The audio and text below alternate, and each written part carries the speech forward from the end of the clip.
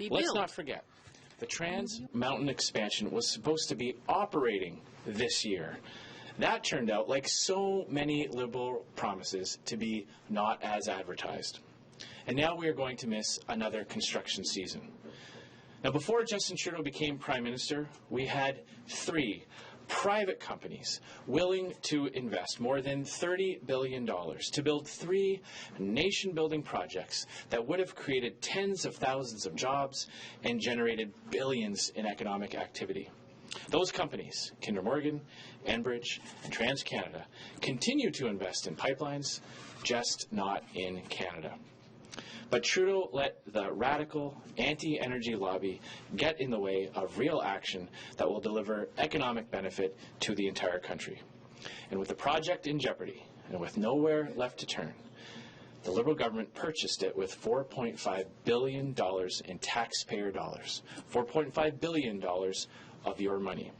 Now, this sent a devastating message to the world and the business community that the only way to get a big project built in Canada is to have the government nationalize it. Under the previous Conservative government, Canada saw 4 major pipelines built without a single cent of taxpayers' money, including one to Tidewater. Unfortunately, the Trudeau Liberals have done everything possible to get in the way of progress. Despite Liberal after Liberal approval, not a single inch of new pipeline has been laid on this project, and not a single ounce of dirt has been moved. And these delays have cost Canadians billions in economic activity. Today's cabinet decision gets us really no closer to having this vital job-creating project than we were when it was first approved 2.5 years ago. We all know what Justin Trudeau's real thoughts about Canada's oil and gas sector and Canada's oil and gas workers really are. Justin Trudeau said he wants to, quote, phase out Canada's oil and gas sector, and he smeared our workers in that industry. For once, for Trudeau, this is all going according to plan. Nous savons tous ce que Justin Trudeau pense réellement du secteur du pétrole et du gaz au Canada, ainsi que des ouvriers.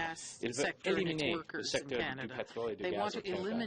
Et il attaque la réputation des ouvriers de la construction. En réalité, tout se déroule comme il le souhaite. But this election campaign, Canadian voters will be presented with a different choice. A different choice that will get pipelines built and deliver real economic benefit to our entire country. Canada's Conservatives will cancel the Trudeau carbon tax. We will repeal the No More Pipelines Bill C-69 and the oil export ban Bill C-48. Les conservateurs du Canada vont annuler la taxe sur le carbone de Trudeau.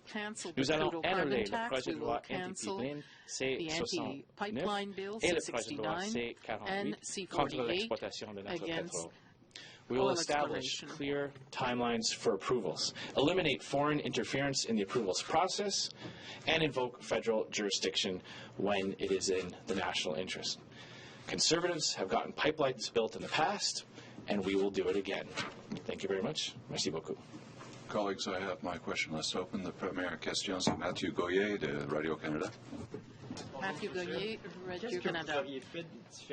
Good afternoon, Mr. Scheer. What would you have done different, given that the Federal Court of Appeal had sent the government back to the drawing board? What could you have done more? Well, the current government had different choices. Particularly, it had the opportunity to propose an amendment to the law to ensure that the analysis by Transport Canada could be used by the National Energy Board. It made another choice, redid the process from scratch, and that's what caused the great delays. The government was also asked to send all legal questions to the Supreme Court to determine the finality on all questions between different areas of jurisdictions and aspects of the law, and it decided not to do the 2 things we suggested. Mr. Trudeau clearly said that major energy projects and the environment would be the ballot question in the next election. What do you answer to that? What are you going to do to expose what you want on that front? Well, if Mr. Trudeau wants to battle the next election on what party can build pipelines and manage our environment. I'm really eager for that choice because it's quite clear that it's the Conservative Party that has an excellent track record on both those fronts. We have had a situation where there have been 4 major pipelines built under our government, and at the same time, we implemented real measures to reduce emissions, and as I will announce tomorrow, we will have a lot to say about that. But Justin Trudeau's track record is that he canceled 2 pipelines, and now he's announced approval without really having any construction going on. Mr. Scheer, you're being highly critical of the Prime Minister here today, even though this decision, he's going to take a beating with a lot of progressive voters who helped elect him in the last election, primarily to boost an economy in a part of the country that he has no hopes of making any kind of real gains. Why do you continue to doubt his sincerity on getting this project done? It seems like he can't take yes for an answer. Well, I doubt his sincerity because he hasn't actually done anything. I mean, show me the pipeline. Where is it? He announced last year that it would be operating this year, and it's not. I don't believe he actually wants it built. He doesn't support our energy sector. I take him at his word when he travels around the world and talks about phasing out Canada's energy sector. Today's announcement, it doesn't get us any closer. He redid an entire process, spent a year redoing things that he could have handled in a much different way. And there's never any doubt that today's announcement isn't news. We all knew he was going to approve it. What Canadians were hoping for today was a clear timeline for construction to start, and he failed to be able to tell Canadians on what date construction would actually start. So today's announcement doesn't do anything for those Canadians who recognize the benefits of our energy sector, not just to Western Canada, but to people all throughout Canada who benefit from the richness and the prosperity that our natural resource sector brings to all Canadians. The government has said that whatever profits, once this is built, if this is built, they'll funnel it into a clean energy transition. Is that a wise use of that money by the federal government? Well, when we have a government track record that sends millions of dollars to multi-billion-dollar corporations, I look at that and I worry that that's just going to mean bigger checks to companies like Loblaws.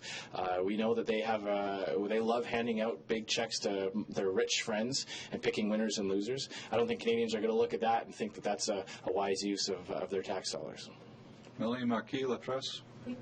Monsieur Scheer, Mr. Scheer, suivre la question de mon collègue, to follow up on David's question,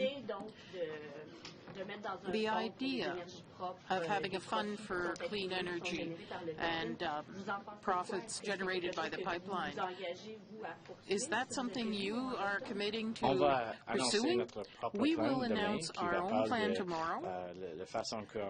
It will explain our way of ensuring that technological development can continue here in Canada, but the track record of Justin Trudeau doesn't inspire great confidence in me or Canadian taxpayers. He chose to spend taxpayer money on big corporations like Loblaws to subsidize their operations, as if that is a good use of taxpayer money. But if you're elected in October, you will become the owner of the pipeline. What are you going to do as Conservatives with the money that this will generate? Well, our primary goal is to build the pipeline. You're talking about a situation where there'd be a possibility of completing that project under the Liberals. I don't have any confidence in that. If Trudeau is re-elected this October, I'm sure that'll be the end of the Trans Mountain expansion. He'll find an excuse to cancel it, to block it in some way. As I said, we will have our own plan to assist in the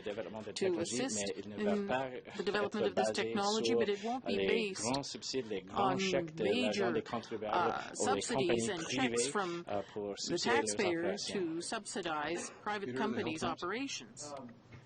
What will you do with this pipeline, at whatever stage it is in, if you win in the fall and your government inherits it?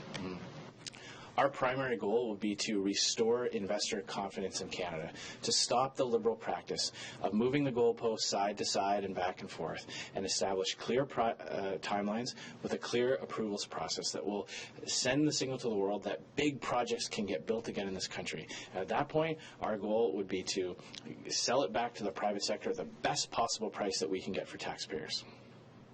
Do you think more pipelines beyond this one will be needed to satisfy the desire to export beyond the United States? Well, it's clear that global demand for oil and gas is increasing, and it's also clear that Canada can play a fantastic role in supplying the world with much more responsible energy. We know that India and other countries in Asia would like to buy their oil from us, but we can't get it to them at this point because Justin Trudeau killed projects like Northern Gateway, which opened up Asian markets with a deep water port. We have situations where we believe that Canada needs more Canadian oil and that Canadians would prefer to purchase their oil and gas from Canadian companies, but Justin Trudeau canceled the west to east pipeline that would have displaced foreign oil. So it's quite clear that there isn't just a need for more pipelines to fill global markets, but we need to be able to be independent when it comes to energy. And that's part of my vision for this country, to become energy independent by displacing foreign oil coming into eastern markets with Canadian energy. Bruce Campion-Smith, the Toronto Star. Good afternoon, Mr. Scheer. Thanks, Liz. Just wondering, I mean, it's clear that Trans Mountain has faced a lot of opposition, from Indigenous groups, some Indigenous groups, as well as in BC. How would a Conservative government sort of help diffuse that and then, try and build sort of a consensus around this project? Well, we look at the successive Supreme Court and other court rulings about what the duty to consult looks like. And we take that very seriously. And we highlighted the failure of the Liberal government to get the Indigenous consultations done properly when it comes to Trans Mountain. It has to be more than just someone showing up with a notebook and ticking a box. It has to be a dynamic consultation that actually addresses the concerns of Indigenous communities and takes those into account. The key here is to establish an approvals process that people can have confidence in, that people know that they have a right to appear before and share their concerns. But at the end of the day, if those very high standards are met by project proponents, the project has to be able to proceed. We don't live in a country where any one person or any one group has a veto. We have an obligation to do consultations properly, and as a government, we will continue to find avenues to ensure that Indigenous communities benefit from these projects, like the dozens and dozens of Indigenous communities who signed agreements and benefit agreements with both Trans Mountain and Northern Gateway. So there's a role to be played there for sure.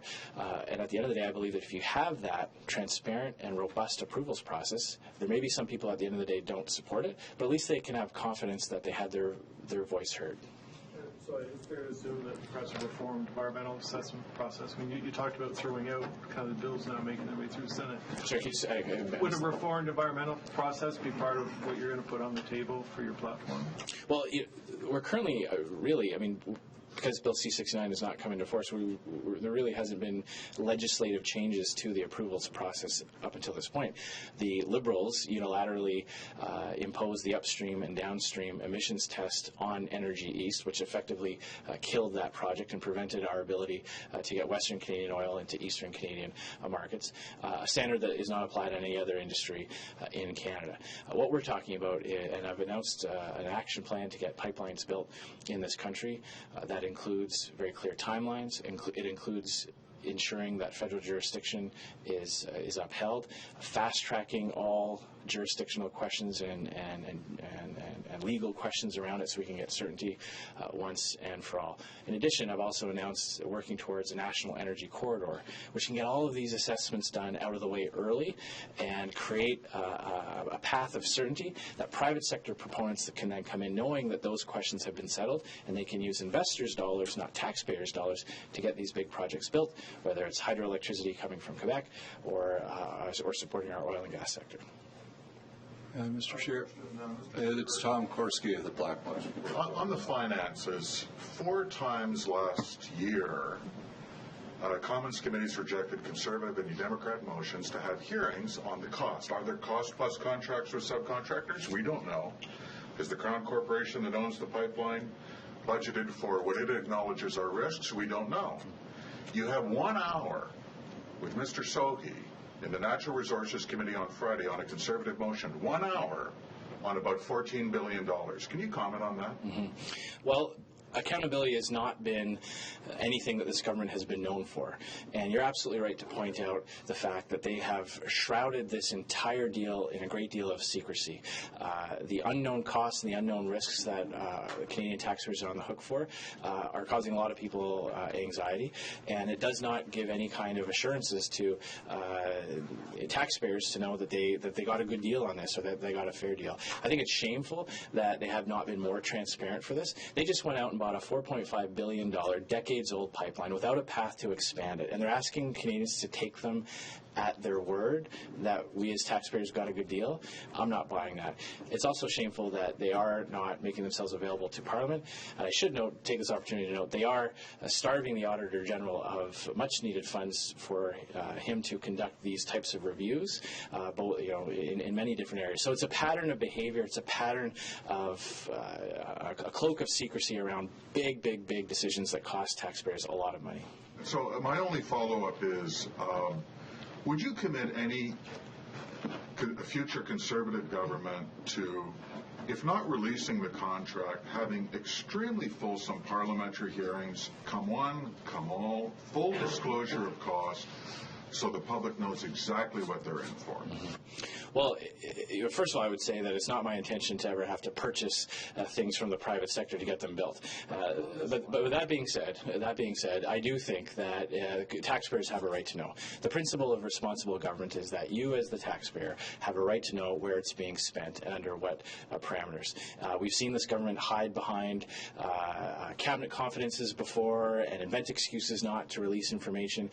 Access to information requests are taking longer and longer, with some very important information being held till after the election. I would certainly commit to lifting back that cloak of secrecy around this deal and ensuring that Canadians can really see what it was that the Trudeau Liberals committed their taxpayers' dollars to. Mr. Scheer, thank you very much for using the National Press Theatre. Thank you very much. Thanks very much, sir. Sure, Molly.